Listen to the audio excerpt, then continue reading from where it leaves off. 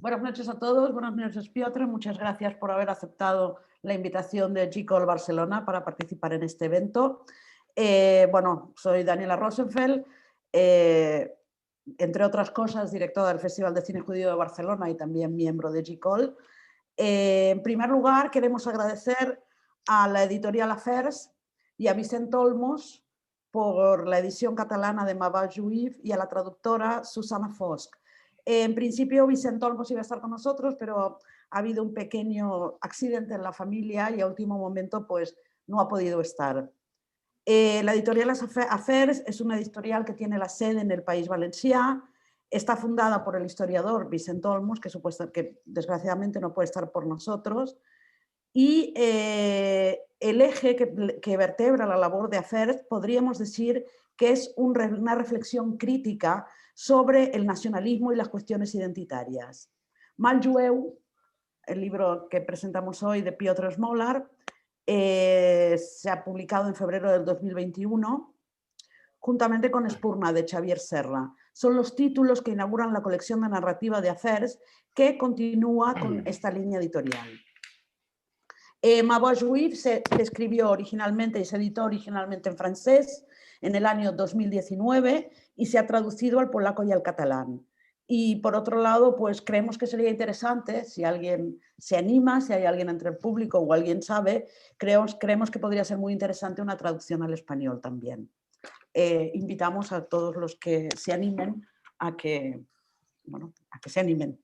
Ahora presentamos a Piotr Smolar. Piotr Smolar nació en 1974 en Francia, es de padres polacos, nacido de padres polacos, de familia polaca. Es diplomado en el Centro de Formación de Periodistas de París, después de haber cursado estudios de historias en la Sorbona. Vivió 4 años en Rusia entre 1997 y 2001 y escribe su primer libro como resultado de esta experiencia, Globlinka, Paseos por el corazón de Rusia.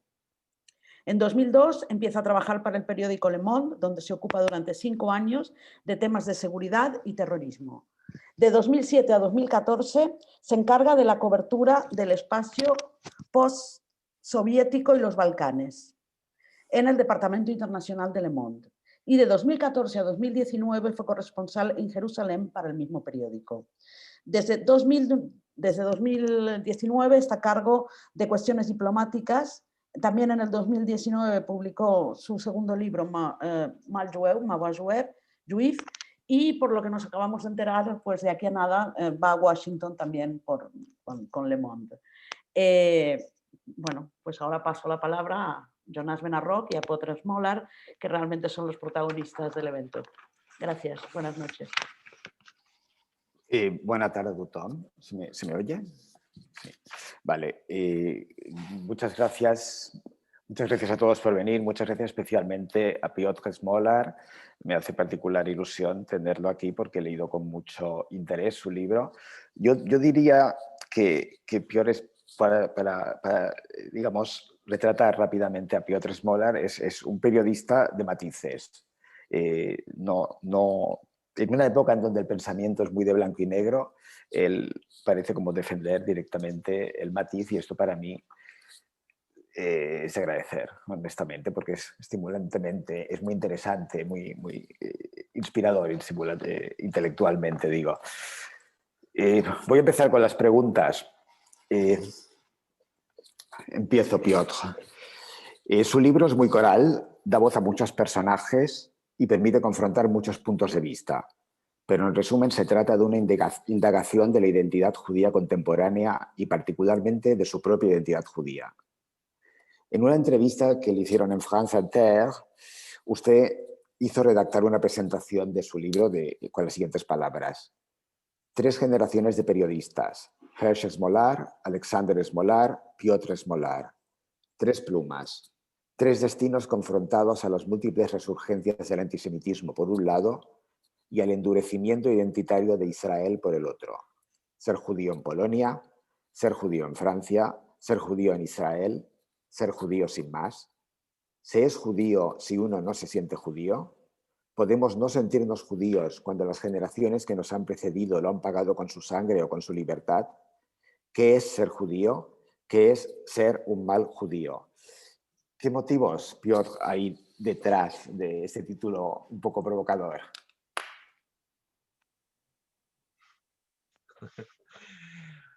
Thank you, Jonas, for this question.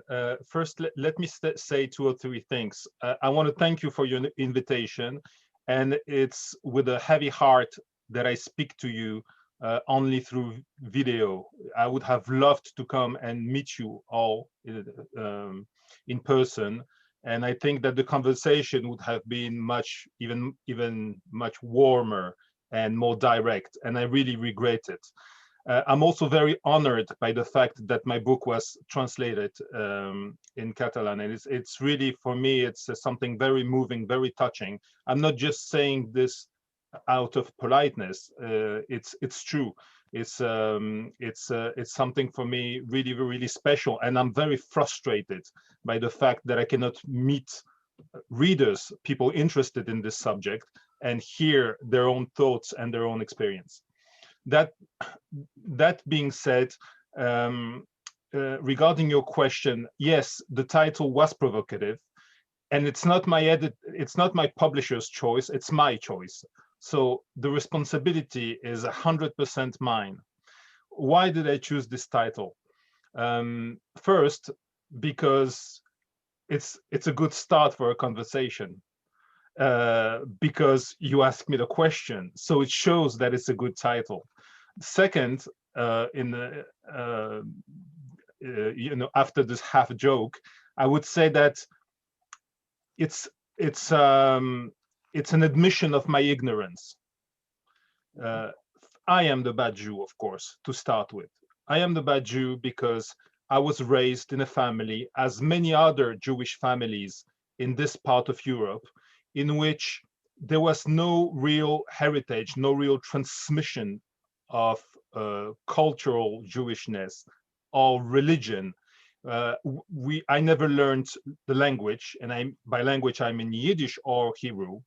I didn't learn about religion. I didn't learn about specific Jewish writers or about even the Jewish holidays, the Jewish calendar, nothing. So I am the bad Jew by transmission, in a way. I'm also a bad Jew because I didn't show any real interest before for a long time for those issues, for those questions. And in a way, I waited until I read my grandfather's book while I was living in Russia between 97 and 2001. I then discovered my grandfather's book about the Minsk ghetto, and it was, for me personally, it was really like a slap in the face. I knew my grandfather when he was alive. He died when I was around 13, 14, but I never had a proper conversation with him about where he came from, who he was. He was a fired up communist, very passionate, blind ideologically, but he was also a hero in the Minsk ghetto. And so when I discovered this, it really opened up a new horizon for me of things that I should learn. And when I moved to Israel years after, in 2014, then I had the idea that I should, in a way, build a bridge between the past and the present, between his experience in the Minsk ghetto and as a fired up communist, and my own experience while working and living in Israel as a correspondent. And on that bridge stood also my father, with his own experience as a dissident who was forced to move out of Poland with a heavy heart. And so I am the bad Jew, to answer your question, but the title is also a sort of melancholic reference to the evolution of the world today, and to this dreadful tendency identity assignment, if you will, that everyone has to define himself in a very, very restrictive and narrow way. You should be either this or that. You should belong to this camp or to this camp. You should define yourself only by your sexual orientation, by the color of your skin, or by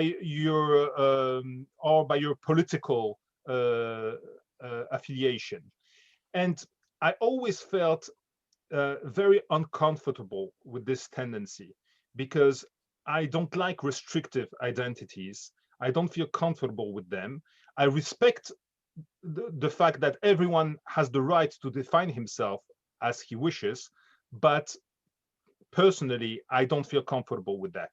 And so there is this tendency right now, and coming back to the title that you mentioned, there's a tendency right now in Israel with the Israeli right to say to the Jewish diaspora, you're either with us or against us. Israel is your home. Israel is the home of the Jewish people. You cannot criticize Israel, because otherwise you betray your family.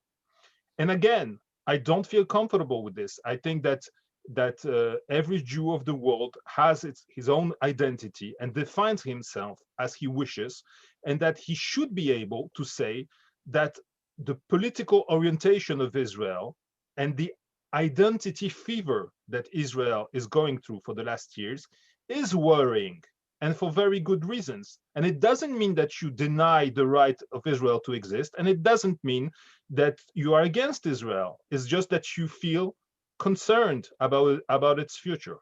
Sorry for this very long answer. No, me parece estupenda la respuesta, porque trata mucho de los temas. Perdón. Y me parece muy interesante tu respuesta. Agradezco que sea larga y que explique elementos tanto sentimentales como políticos, ¿no? Respecto a esto último que hablábamos, tienes una frase que decía, en tu libro la tienes, dice, ser mal judío, implica una especie de traición de una promesa que nunca se ha formulado claramente. Yo creo que el título mal judío está relacionado con esa especie de traición de la que hablas, y suponemos que hace referencia a los reproches que recibiste en tus artículos de Le Monde mientras eras corresponsal en Jerusalén. Cuentas que incluso tus propios padres, que no tenían un especial vínculo sentimental con Israel, como veremos más adelante esto, te llegaron a reprochar la falta de empatía de tus reportajes. Háblanos de lo que escribías en Le Monde mientras estabas en Jerusalén.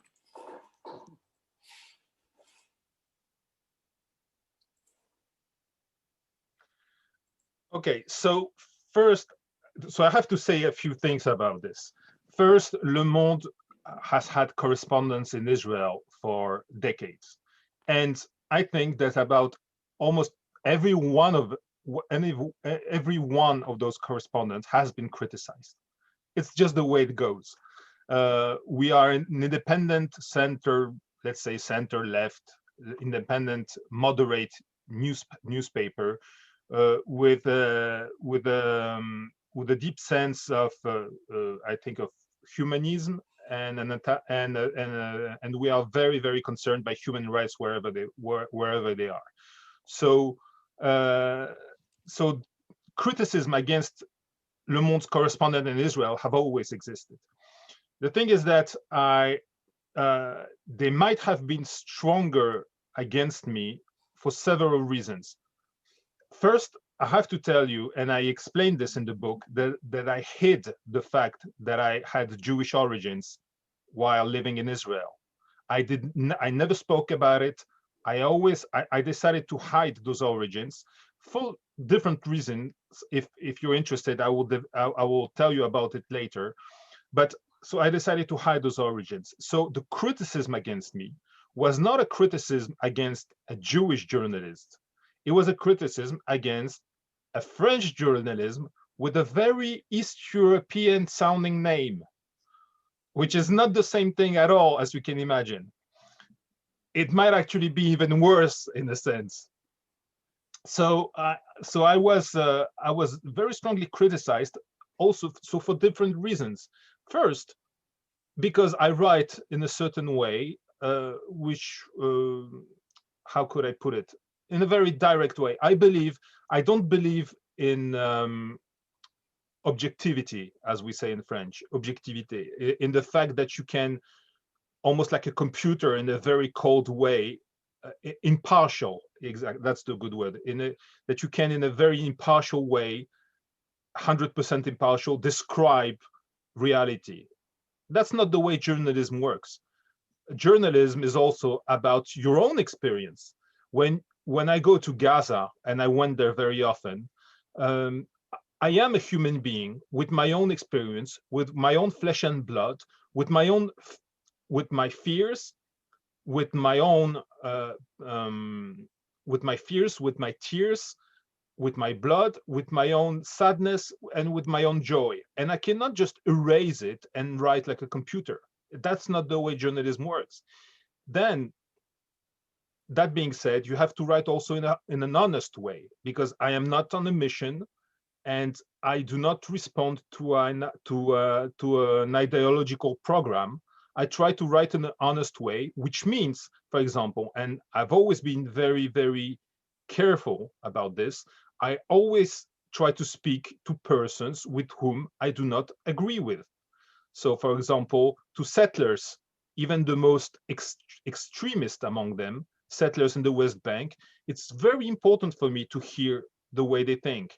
And same thing in Gaza, I meet with people from Hamas, although, of course, I couldn't possibly share their ideology and their choices. So this is very important. So I write in my articles in Le Monde were always very, very, very direct, I try to make them sharp, and I don't try to soften reality. I try to put it like it is. And so many people among our readers, and especially our Jewish readers, were very annoyed by this, and they felt that I was systematically criticizing Israel. To that, I have to add that social medias, and especially Twitter, are right now like a madhouse. So you know this. I mean, the global polarization of public debate that you see in all our countries, in Spain, in France, in the United States, everywhere, is based also on this disease of social medias. I say disease because I think it hurts very much public debate. Although I am present on those social medias, I see mostly the damage that is done on them. And so most people on social medias, for example, would react. When I was in Israel, they would react to the titles of the article without never reading them. That happened all the time, and that drove me crazy. But I never reacted on Twitter, for example. But they would react to my tweet presenting the article, or to the title of the article itself, and nothing more. So coming back to your reference to my parents, so obviously they spoke from another perspective. So what they were saying, but in a very gentle and, may I add, in a very gentle and loving way, was that they had the feeling sometimes that not that I was being too harsh on Israel, not that I was criticizing Israel too much, but that I was paying more attention on a human level to the Palestinian voices than to the Israeli voices. So this is not exactly the same thing. And I agree with them. I have to tell you, yes, because I think that journalists very often, when they speak of tragedies, how could I put it? Well, the voices that they listen to first are usually the voices of the victims. And when you face the situation of the occupation, well, Israelis are victims when there are terrorist attacks, but on a daily basis, the victims of the occupations are the Palestinians. So yes, I did pay attention a lot to their stories, to their sufferings, without I'm not their spokesperson, And it's not my job to accuse constantly someone of doing something, but it's very important to it was very important for me just to use my articles as a mirror for this reality, to reflect it. That's what I would say. Okay. I'm sorry. I'm so I speak too much. The answers are too long, but I hope that you will interrupt me at a point. Bueno, me cuesta interrumpirte porque es interesante lo que dices, pero es cierto que deberíamos ir un poco rápido porque queremos hacerte muchas preguntas. Voy por la siguiente. En este sentido, cuentas el episodio con un psicólogo rabino con quien tuviste un encuentro muy agradable, un psicólogo rabínico, con quien tuviste un encuentro muy agradable mientras estabas buscando piso para alquilar en Jerusalén. Pero pocos días después recibiste un email de él donde decía: Smolar, es usted nauseabundo. Qué suerte he tenido de que no haya alquilado mi apartamento. Y es usted judío. Vergüenza debería darle. Sus antepasados estarán revolviéndose en sus tumbas y no tardarán en hacérselo saber. Bueno, usted supone que esta imprecación fue lanzada a partir del artículo que escribiste en Le Monde para el informe de Breaking the Silence sobre la operación militar en Gaza en 2014. Por si alguno de los asistentes que tenemos aquí no lo sabe, me gustaría que explicaras qué es Breaking the Silence y también qué explicabas en ese artículo que podía ofender tanto a este psicólogo rabínico de Jerusalén. Por favor. Yes, that was truly an incredible encounter with him, because it was at the very beginning of my stay, and I wasn't careful enough, and I opened up in a way to a stranger, and I shouldn't have. So I spoke about my Jewish origins, and right away I had the proof that I shouldn't, because it came back to me flying like a boomerang in my face. So the articles that I mentioned it was actually a double page and the front page of Le Monde. So it was really very, very big articles, a few articles published in my newspaper. And Breaking the Silence is a very important NGO that was founded by former soldiers, Israeli soldiers, in order to document and collect testimonies of other soldiers who are still serving about the occupation and about the wars in Gaza. People, the former soldiers who run these organizations, I must tell you, I'm full of admiration for them, because they work in a very hostile environment. They were targeted. They were designated as enemies of the state, basically. They were labeled as foreign agents. And I think that what they're doing is tremendously important. And as long as they exist, their existence is a proof that civil society and Israeli democracy exist and are vibrant. And the day that Breaking the Silence will cease to exist, it will be a very, very dark day in the history of Israel. And so what this NGO did in 2014 is collect dozens of testimonies of soldiers who were deployed during the 51 days war in the summer of 2014.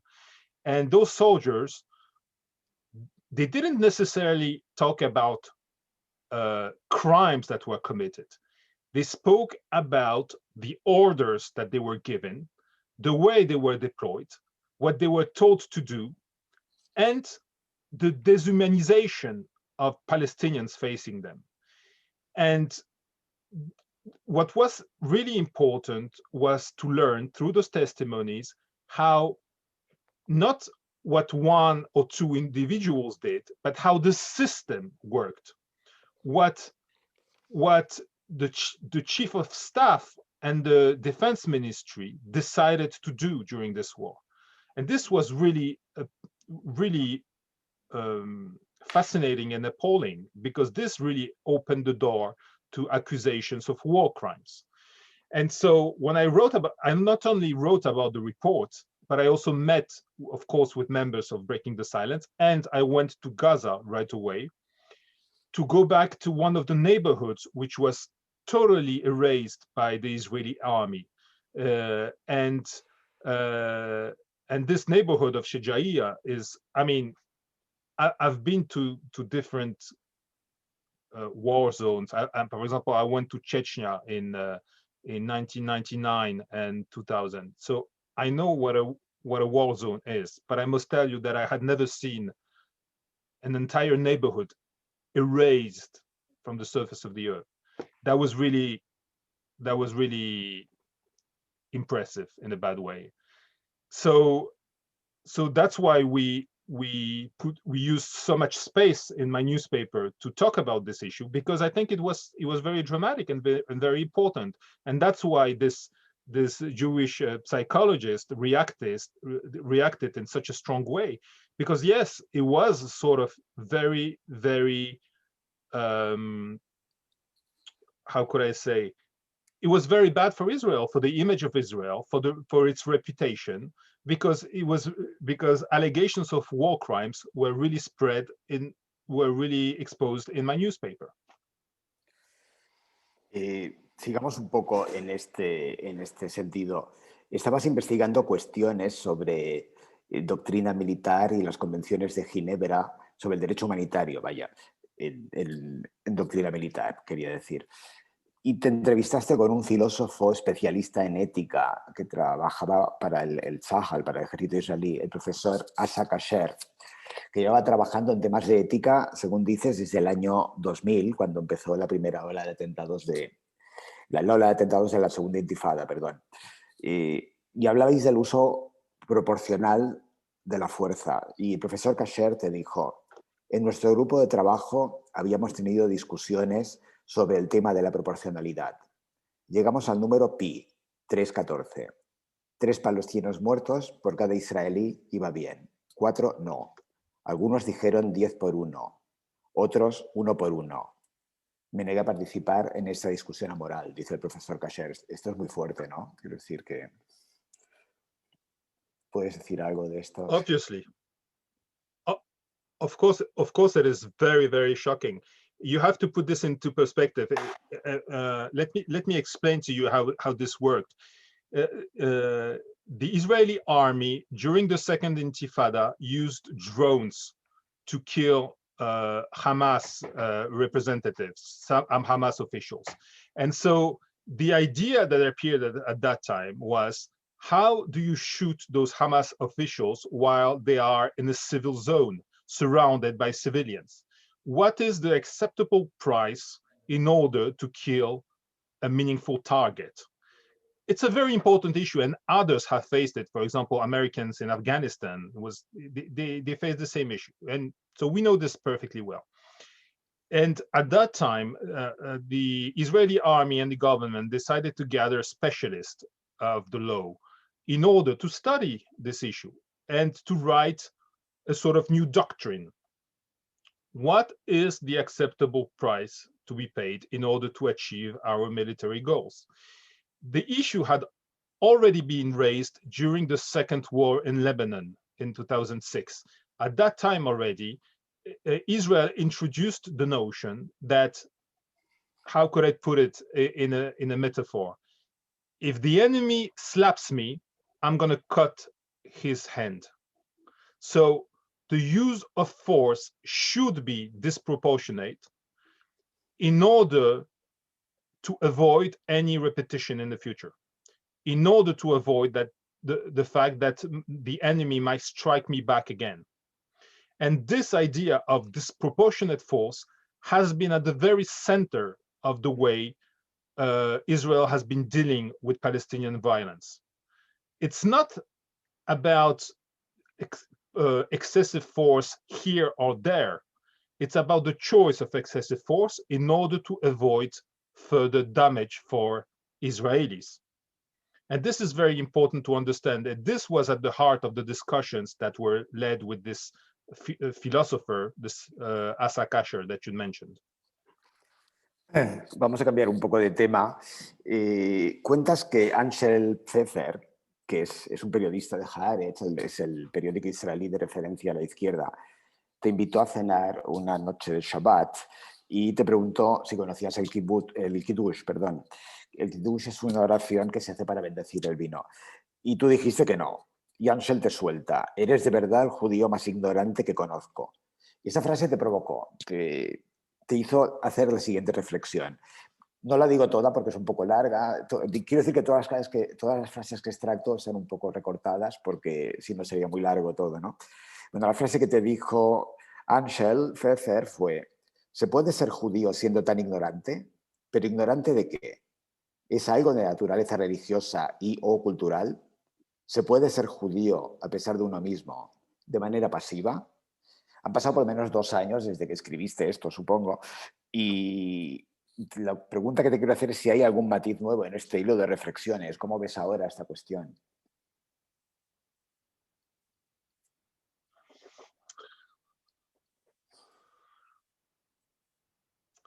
It's a complicated question because the book for me seems far away already. The book that I wrote, it was only published. It's a tremendously important book for me, and for also I think for my family, and also as a sort of heritage that I will leave. And the book is dedicated to my son because of this. So, but at the same time, so much has happened in the last year and a half, as we all know. And this is the reason why I'm sitting right now in Paris and I'm not there with you. The COVID crisis has kind of put everything upside down and forced me to get out of this book phase much faster than I thought, because I had to move on in a way. And I would be lying to you if I told you that those questions about Jewish identity are something that follow me every day. That's something that I think about a lot. It's not true. I don't. I speak about, I talk about them when I talk to you, when I'm asked questions about the book, then yes. But otherwise, I'm sort of very at peace with myself and with my multiple identities, and I'm not, I'm not the kind of guy who ask himself, who checks his heartbeat every 30 seconds and or his fever, and who asks himself, who am I, where am I going? That's not the way I actually work. But at the same time, I was incredibly moved when the book came out in France. I had lots of different meetings with readers and people interested in those issues. And not only in Paris, I traveled a lot in the regions, in different cities, and even small, really small towns.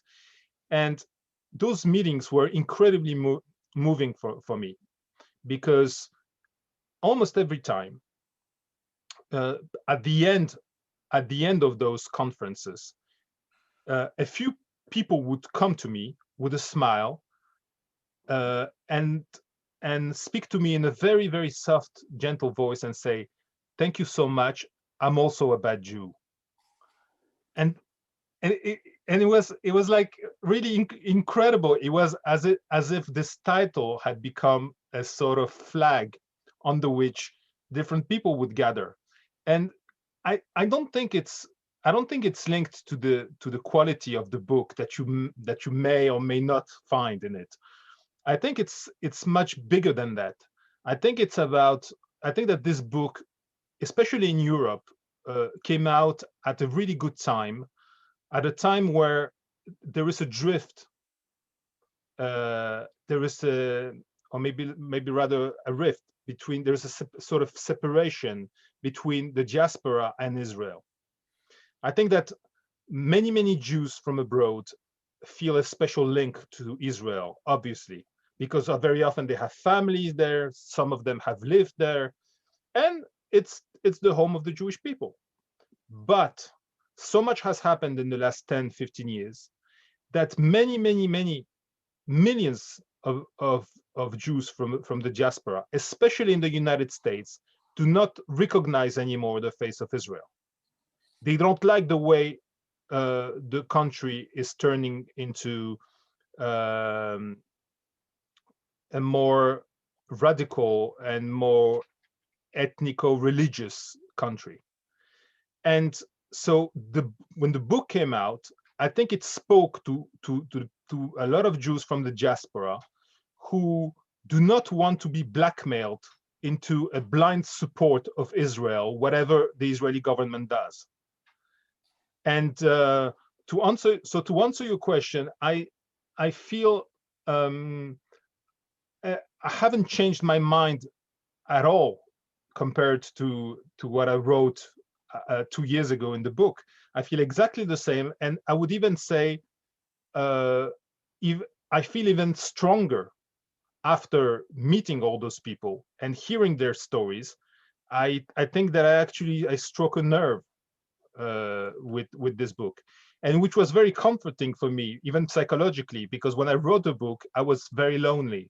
It was a very lonely process. I only showed it first to my wife, then to my parents, but I didn't know what I was writing. I didn't know if it was, not only if it was good, but if it made sense, because I tried to put together different stories, different countries, different periods, my family with the fate of Israel and what happened in the Minsk ghetto. It was a puzzle that was complicated to assemble. Eso es lo que me gusta precisamente, todo el aspecto fragmentario del libro es un verdadero mosaico. Hablemos un poco de historia tal vez, ¿no? O sea, me gustaría centrarnos, porque no nos queda mucho tiempo, centrarnos en tu padre y tu abuelo. Ambos se vieron obligados a exiliarse de la Polonia comunista. Piotr Smolar, tu abuelo, fue un héroe del gueto de Minsk, contribuyó a salvar 10.000 judíos, fue periodista y escritor en yiddish y director del Comité Central de los Judíos en Polonia. La historia de tu abuelo, tú cuentas un hombre escindido entre dos filiaciones, el compromiso con el judaísmo a través de la cultura yiddish y el compromiso con el comunismo. Fue un ferviente comunista, confiando que el comunismo resolvería la cuestión judía, pero fue excluido del Partido Comunista en 1968 precisamente por ser judío. Y posteriormente se exilió a Israel a pesar de ser antisionista. Ahora sí te pido que nos hables del antisemitismo del régimen comunista en Polonia, porque hay muchas cosas que no conocemos bien, que no se conocen bien. Yo por lo menos las descubrí con tu libro y por supuesto de Piotr Smolar.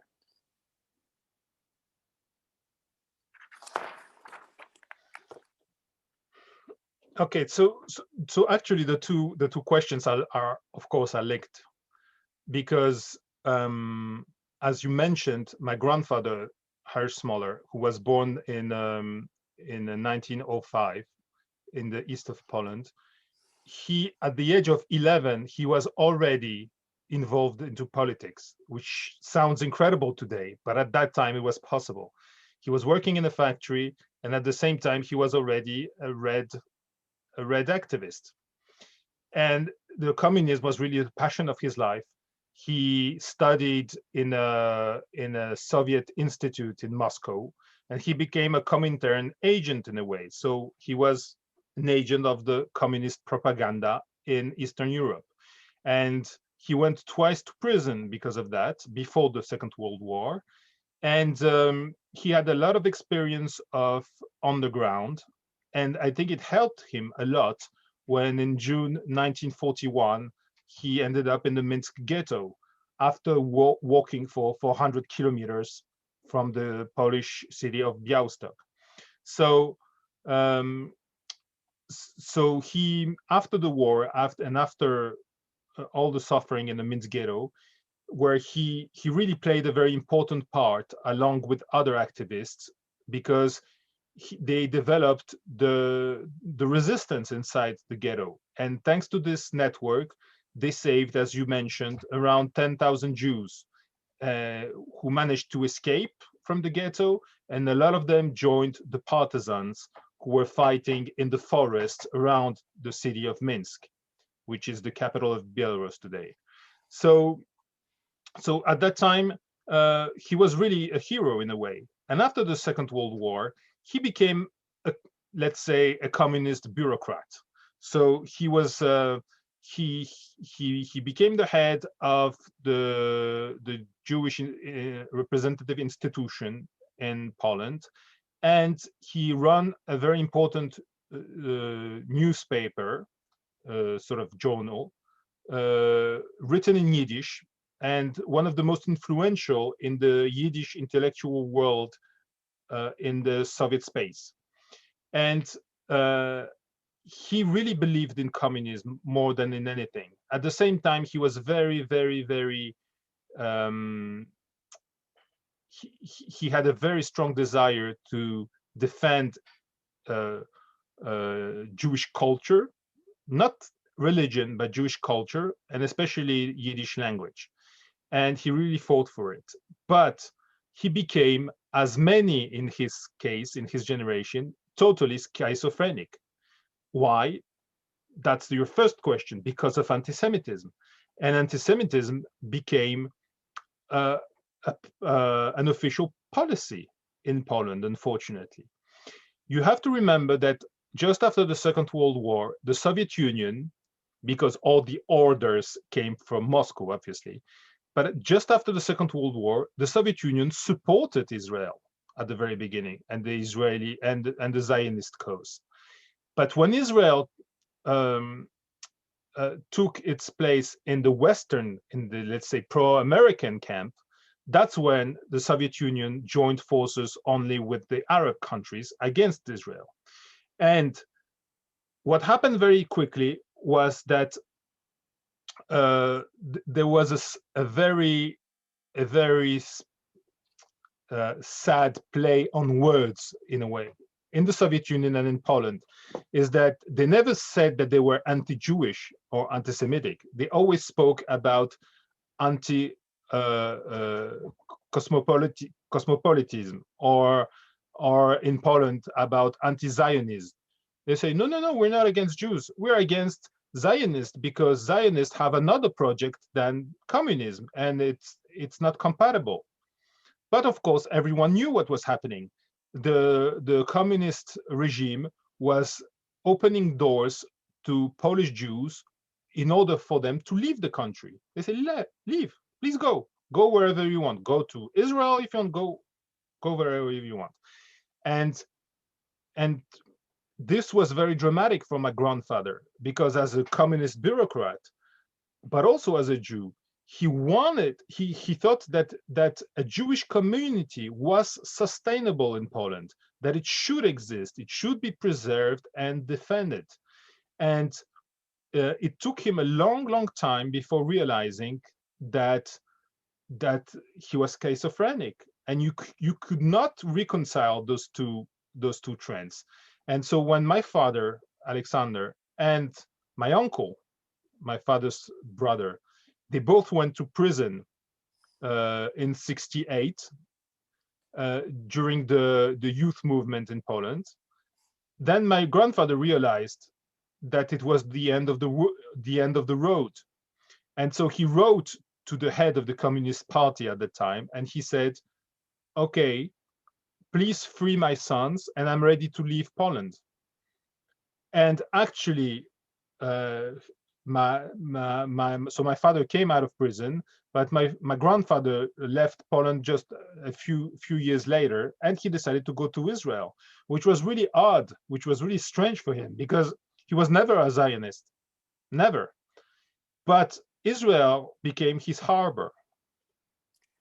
Me gustaría que habláramos también de tu padre, pero desde otra perspectiva. Bueno, tu padre fue militante por la causa democrática en Polonia, también fue encarcelado, fue encarcelado en el 68, se exilió posteriormente en Francia y fue una figura importante del movimiento democrático polaco en el exilio. Incluso tras la caída del régimen comunista vuelve a Polonia como asesor del primer gobierno democrático. Tu padre decidió luchar por Polonia por encima de todo, por la democracia en Polonia, sin ser del todo indiferente a su herencia judía. Cuéntame un poco esta historia, porque tu padre no te transmitió ni a ti ni a tu hermana, como ya has dicho, ningún sentido, ningún relato familiar ni colectivo referente al judaísmo. ¿Puedo citarte antes unas palabras que dice tu padre? Dice: no es fácil explicar la identidad judía a los niños, y menos cuando no hay gran cosa que te ate. Desgraciadamente no sé prácticamente nada de la cultura judía, tampoco de la religión. Israel no me es indiferente, pero tampoco particularmente cercano. ¿De qué habría podido hablar a mis hijos? ¿De la historia dramática de los judíos? ¿De su fidelidad a la religión que no conocía? ¿Del Holocausto? ¿Cómo explicar que tenía, al menos simbólicamente, pero también un poco en relación con el mundo, que tenía que ser fiel a mi herencia judía? Un poco esta contradicción es estimulante, estas zonas de grises que estábamos hablando antes, ¿no? Nada etnicista. Where do you see a contradiction? No contradicción, sino hay como un apego de algo que no han seguido, que no han continuado trabajando y que les cuesta soltar, que no lo sueltan. No es una contradicción, es simplemente como algo que no puedes esquivarlo, ¿no? Que no puedes simplemente decir, bueno, ya está, it's over. Yes. Well, in defense of my father, if I may, I have to underline the fact that his own father, my grandfather, did not teach him the language. He could have, because my grandfather worked in Yiddish. He spoke Yiddish and he worked in Yiddish, but somehow he decided, maybe for my own father's sake, that it would be best if he did not learn Yiddish. Now you have to ask yourself why. Well, in those communist times, maybe, I don't know, because I never spoke to him about it, but maybe my grandfather didn't want my father to be an easy target, to be clearly identified as being Jewish because he spoke the language. I don't know. Or maybe he wanted him to find his own path and to make his own choices. That's also possible.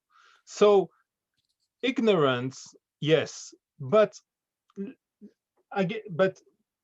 let me add something. That I think that there are as many ways of being Jews as there are Jews.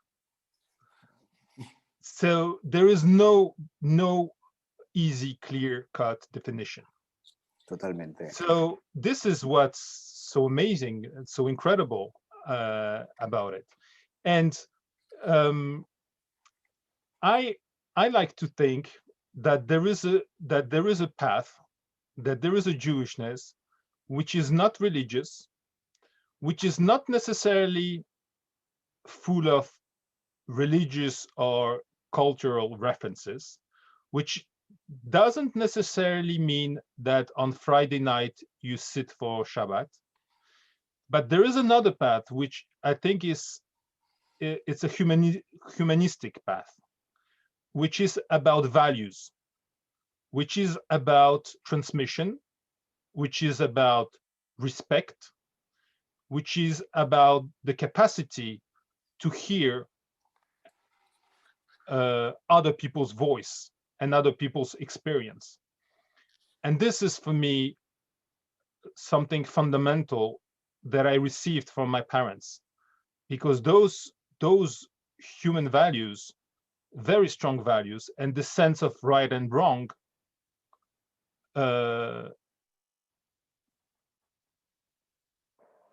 Uy, ¿se ha cortado? ¿Se ha cortado, Piotr? Oh. Te he perdido un rato. The sense of right and wrong, you were saying. Yes, I was talking about my parents at the most dramatic time I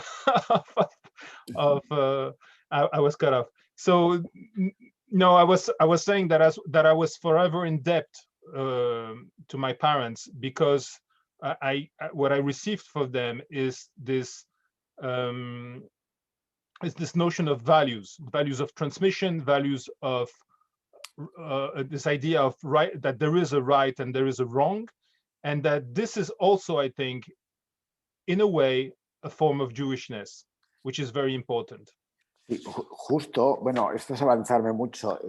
La verdad es que estamos muy mal de tiempo, pero veo que hay pocas preguntas, entonces me permito alargar un poco más. Con el permiso de todos, me permito alargar un poco más. Precisamente, tú hablas de una de las personas que describes con más admiración de tu libro. Es una mujer, bueno, una de las poquísimas mujeres que aparece en tu libro, por cierto, permíteme decirlo, que es la rabina Tamar Elad Applebaum, del movimiento Masortí. Para quien no sepa, el movimiento Masortí es un movimiento religioso judío que se llama tradicionalista, pero que está lejos de los ortodoxos. Tú describes que la definición que te dio la rabina Applebaum respecto a los deberes que conciernen a los judíos te perturbó, abrumó, no sé bien cómo traducirlo, dijiste troublé. Háblanos un poco de esos deberes según la rabina, porque yo creo que tiene que ver con lo que estás hablando de values, ¿no? De valores, perdón.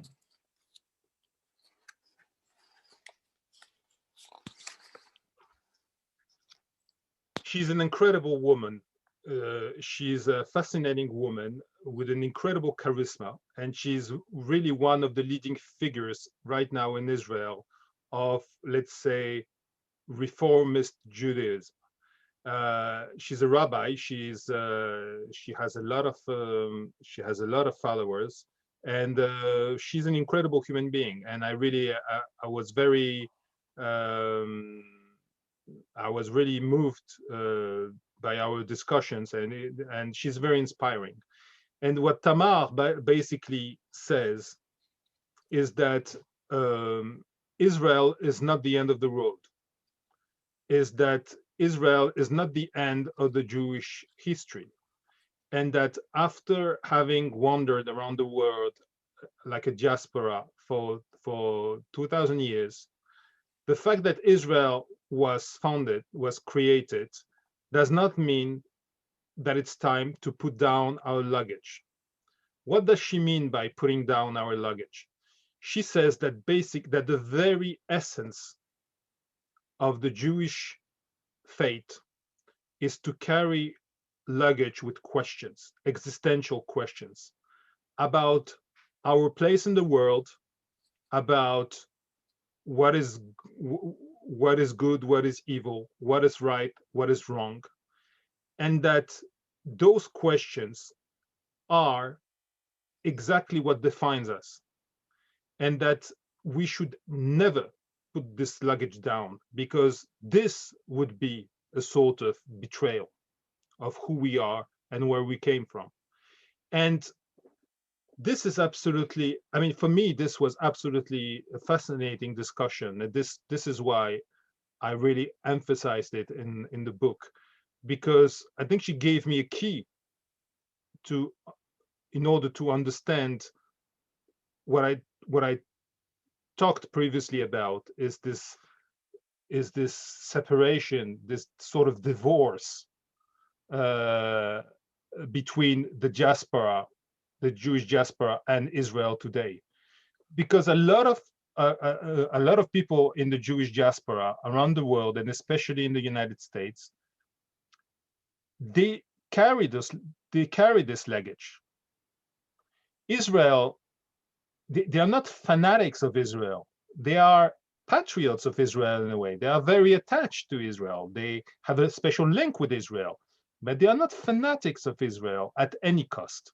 And they are not ready to put down the luggage and just forget about where we came from and who we are.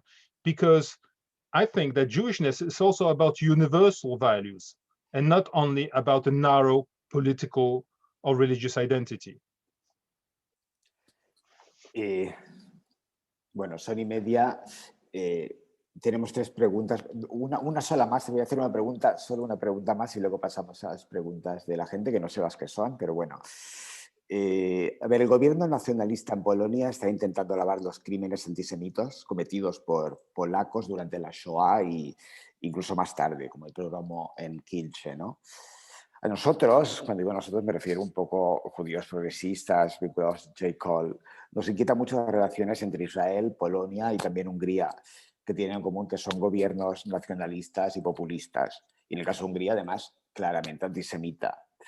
Creo que más que en Polonia, ¿no? ¿Qué opinas de estas relaciones peligrosas de Israel con estos países o con estos gobiernos?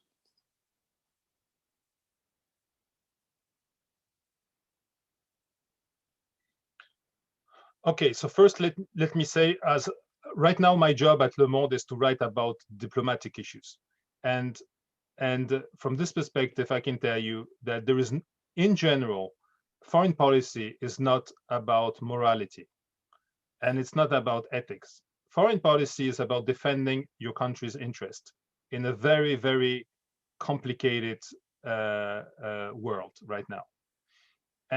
So Israel is defending its own interest, and we shouldn't expect from Israel a moral foreign policy because no one has one. No one. So this is the first. Yes. Pero son gobiernos con políticas antisemitas. Es decir, Hungría viene de un interés. Yes, I know, but again, but I'm being the devil's advocate now for a change, and it's very comforting. Let me answer to your remark. Yes, why does the Israeli government have this special link with those countries? Because the Israel government for a very long time has been doing just as Russia or China.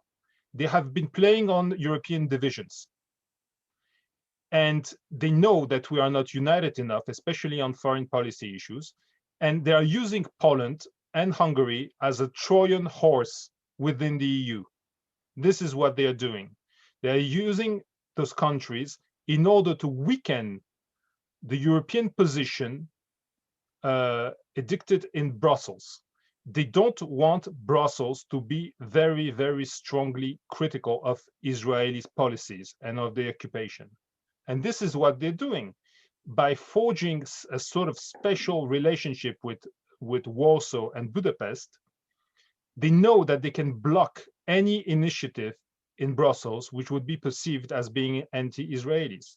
So this is basically what they're doing. Then, again, as a devil's advocate, I will tell you the following: that there are anti-Semitic elements in Hungary, for example, when they launch a dreadful campaign against George Soros, an absolutely disgusting campaign against him on billboards, etc.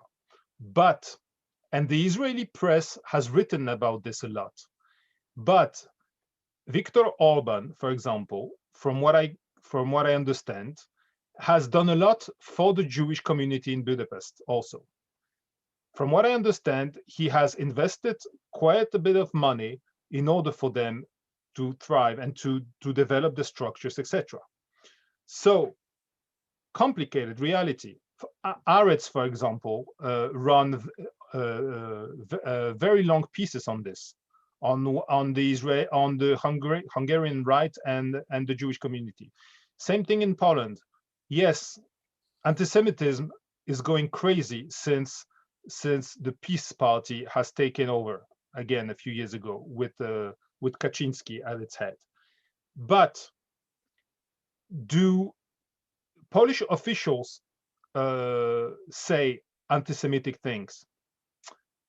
Not really. What they have done is open the doors to hatred, which is not the same thing. They have created an atmosphere of intolerance, of political violence, in which anti-Semitism thrives. But themselves, it's hard to find anti-Semitic words in their mouth. You understand? It's a small nuance, but I'm just saying this to explain the Israelis' position. Bueno, lo mismo nos está pasando en España con Vox, precisamente. Creo es muy interesante, creo que deberíamos pasar a las preguntas. Verás que me da pena pasar porque tengo muchas preguntas ahí almacenadas y bueno, y algunas como de actualidad, ¿no? Pero bueno, vamos a pasar a las preguntas. Daniela, ¿podrías leerlas? Estoy un poco cansado de hablar.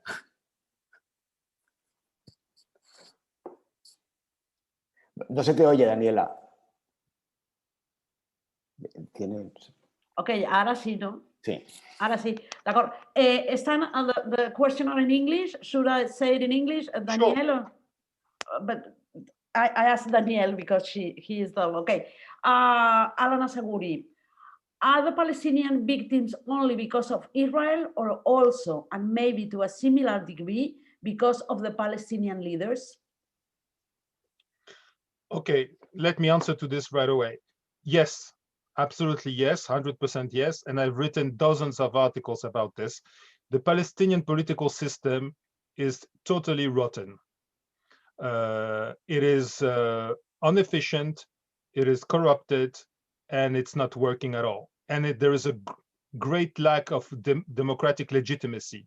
You saw that once again, Mahmoud Abbas, the president, promised that there would be elections. And once again, they are finding an excuse, the fact that the elections cannot take place in East Jerusalem in order to postpone the elections.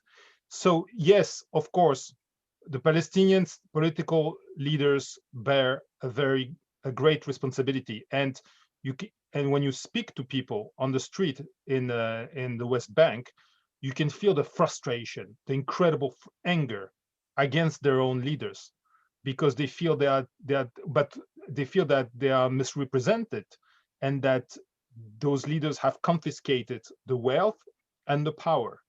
But also they feel betrayed because Mahmoud Abbas and the Palestinian Authority have agreed to collaborate with Israel on the security level. The security service of Israel and of the West Bank, they work together like this on daily basis. They exchange information, they arrest people because they have common interests. And for example, common interest is to avoid any serious Hamas implementation in the West Bank. So they are working together all the time. So a lot of frustration among Palestinians, but again, and this is not only a matter of opinion, this is a matter of international humanitarian law. When you have a situation of occupation, it's the occupant who bears the greatest responsibility, the legal responsibility. Israel is the occupant, and it has been the occupant for decades. Occupation was supposed to be a temporary area, a temporary solution. Look how long the temporary solution has become. And now we're moving to annexation in a way. Also, although it's a rampant annexation for now, they don't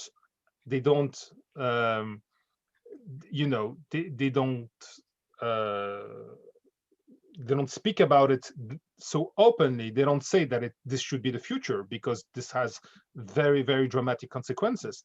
Nevertheless, this is where we're heading. So yes, sure, the Palestinian leaders bear a lot of responsibility, but the first major responsibility lies on the occupant. Okay, then Alana Saguri again. The world has a tendency to blame Israel, and by transitivity the Jews, of almost anything Israel does. People critical of Israel love to leverage your criticism of Israel as a way to delegitimize Israel, even in the good things it may do. How can you deal with it? That's a very important question, because this is exactly what I was talking about regarding a lot of Jews in the diaspora who feel trapped between two hammers. One hammer is the hammer of the Israeli right, who says, stand along with us, stand by our side, because Israel is your home. Do not criticize us, because we are one family. Otherwise, you will betray Israel. And the other hammer is the hammer, of course, of all the extremists, of the anti-Semitists, who very often hide behind anti-Zionism. They say, no, no, no, I have nothing against Jews, but I'm against Israel, or I'm against Israeli policies. So yes, you're right. It's very hard to separate the different the different speeches. It is hard. I understand that. But does it mean that we should all shut up and never speak about what Israel does or does not?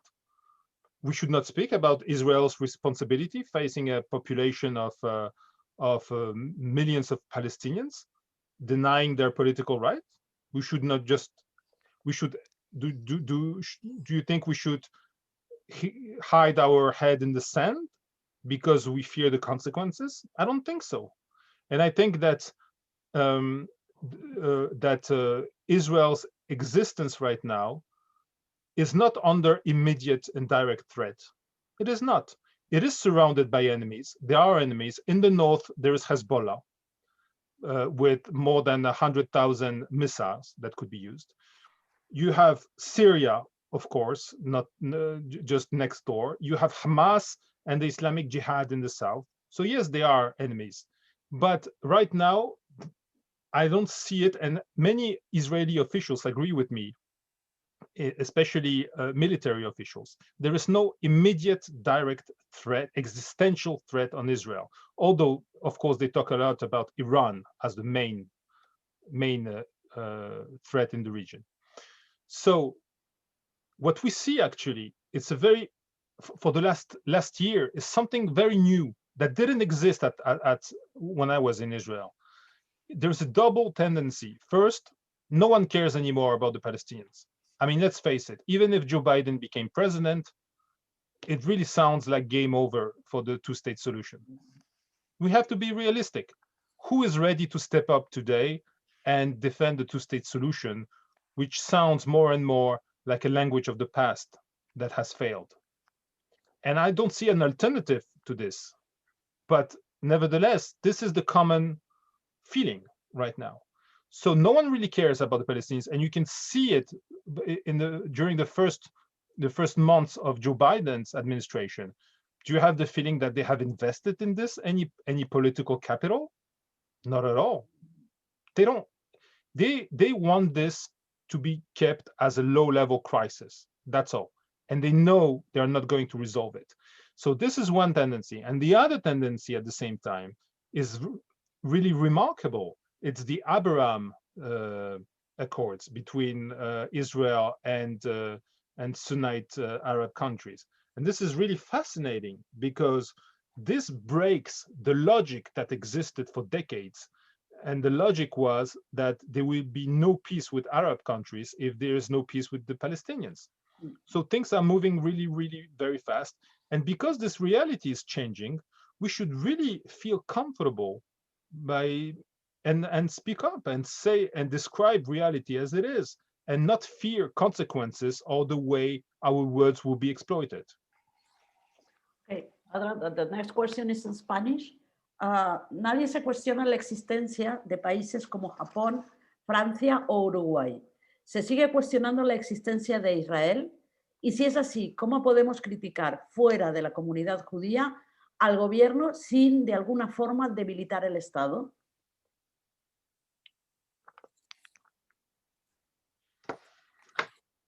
But you're not weakening the state of Israel if you criticize its government. I don't understand the logic. Why would you be? I think that Israel has become a mature state in a way. Mature meaning that it should be also considered as a normal state, existing with structures, with institutions, with a vibrant civil society, with laws, and that in this respect, it's not threatening there's no threat for the existence of Israel if you criticize its government. Why would there be? I just don't understand this logic. But I think that Israel should be held accountable for certain things. And I'm not going to go into specifics because I think this is not the proper place, time, etc. But I think it's an important discussion to have. I heard, for example, the different democratic candidates in the United States speak about, during the last presidential campaign, speak about conditionality regarding military aid to Israel. They say, okay, we have a special relationship with Israel, and we put on the table $40 billion for 10 years, and that's fine. This is very important because Israel is our strategic ally, but at certain conditions, and we should hold Israel accountable for certain things it does. Why should it be wrong? I understand this logic, and I think this question is going to be on the table in a much wider way in the next few years.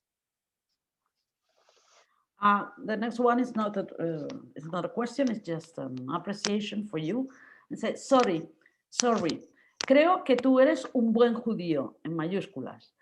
Sostienes la crítica y la autocrítica hasta tus últimas consecuencias. El judaísmo ha sido siempre el síntoma molesto de la humanidad por este rasgo, esencia de la ética. Gracias.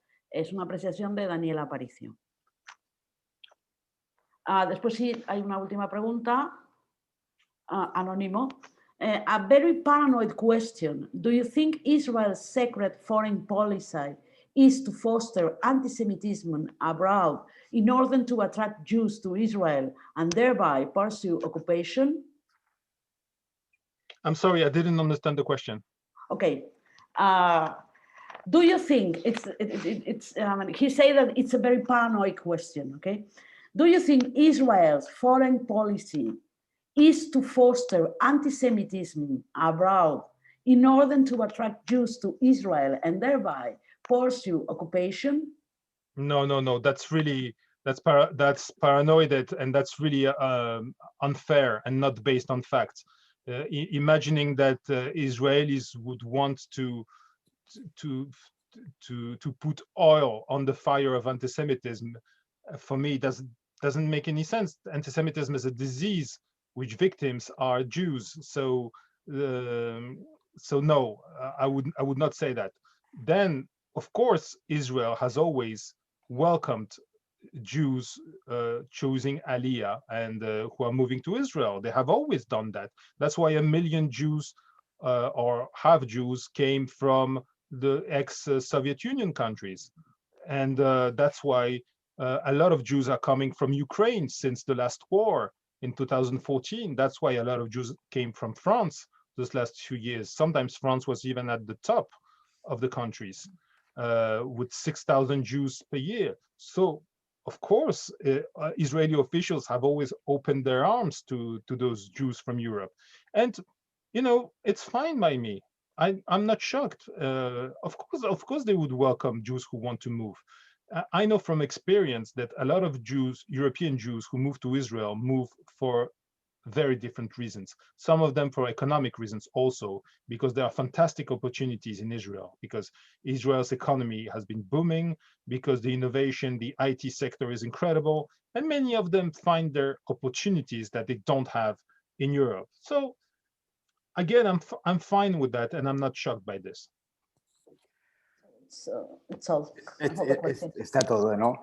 Bueno, hemos excedido un poco, muy poco, el tiempo previsto. No creo que dé tiempo a más preguntas porque se me quedan, son un poco largos, que es el tema del caso Halimi, muy lamentable caso, muy complicado, y tú como francés podías darnos puntos de vista realmente privilegiados, pero no creo que estemos en el lugar, ¿no? En esos momentos, en el tiempo, perdón.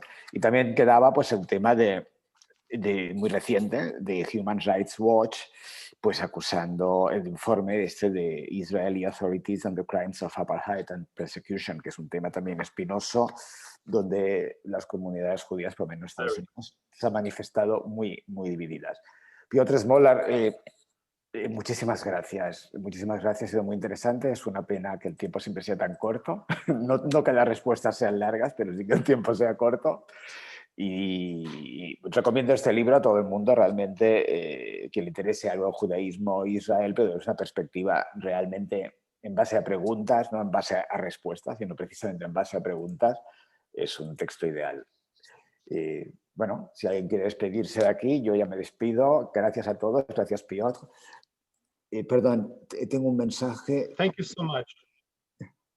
Me dicen... dice Mardas, Thank you so much for listening. And again, I'm really sorry for not being there with you. Pues nada. We too. Pues lo dejamos aquí. Y mucha suerte, Piotr. Espero que sigas haciendo cosas interesantes. Thank you very much. Venga, bye bye. Thank you. Bye bye. Hasta luego. Thank you so much. Bye.